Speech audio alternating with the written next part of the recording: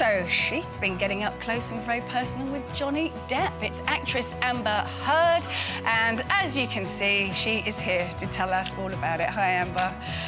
And Ross King. My next guest has been described by Johnny Depp as a young Lauren Bacall. Look at that. That's high praise, isn't it? And look, here she is. You can see why, can't you? You're a bit of a style icon as well, I have to say. She is Amber Heard. She's in the new film, The Rum Diary. I'll be talking to Amber in just a moment. But first, here's the moment that her and Johnny Depp met on screen.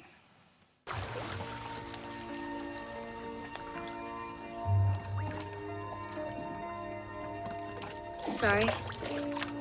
I didn't realize anyone was there. I thought it was just floating. It is just floating. Are you doing what I'm doing? I don't think so. What are you doing? Escaping a dreadful party. I thought maybe you were a mermaid. They tell me the coast is infested with them. I'm from Connecticut.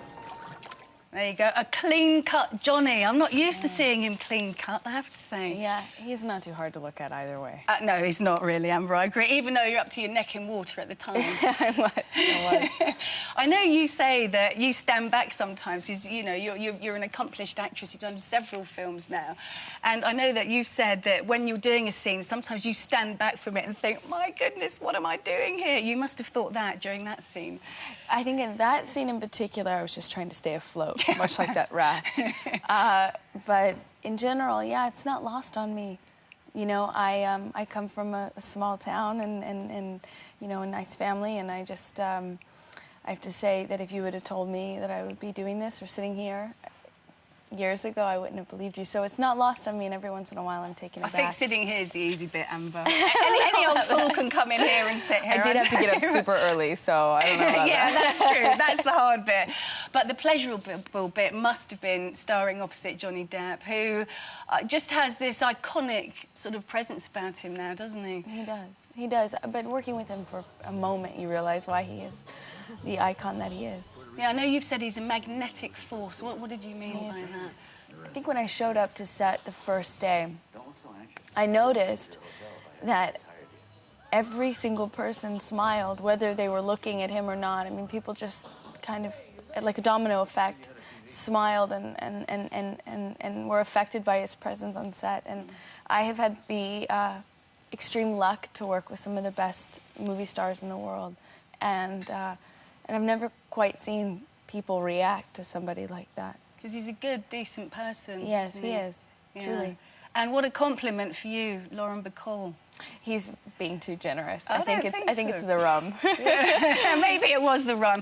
Yeah, because the film is set in Puerto Rico, isn't it? Yeah. And you play the wife of a rather unscrupulous businessman, and Johnny's a journalist. And clearly there's some sort of relationship developing between you and him throughout the movie, yeah? Yeah, I start off as Aaron Eckhart's fiancée and kind of this, you know, symbol of the American dream, perhaps, the elite status symbol, and she falls in love with the antithesis of that, which is Johnny Depp. Yeah, and you had to kiss him, didn't you? It was Awful torture. For you. It was torture. Terrible. Yeah, it was not complaining. And the premiere last night, how was that? It was wonderful. It was wonderful. It was my first London premiere. Really? I've done press here before, but it was my first premiere, and I was so impressed. The paparazzi and the photographers and the journalists are so much more polite here than they are in LA. Really? It was quite a treat. Gosh, that's the first time I've heard that, because I've been in LA as a journalist, and I just think it's so much more polite in America. Do you really? Well, at least they say, can we have a shop, ma'am? Here, they just go, get it, you know, they just bay at you. Yeah, well, I thought they were. I mean, I get a certain kind of reaction from the folks at home, so maybe it's just that. You know, I love your story as well, because it's quite an inspirational story for anyone who... your parents paid for you to go to nice schools, and you only just realised it recently, didn't you? Because you dropped out of high school at 17. You know, I was always a scholarship kid. I worked really hard to be able to go to the schools that I went to. Okay. Yeah, you know, it's...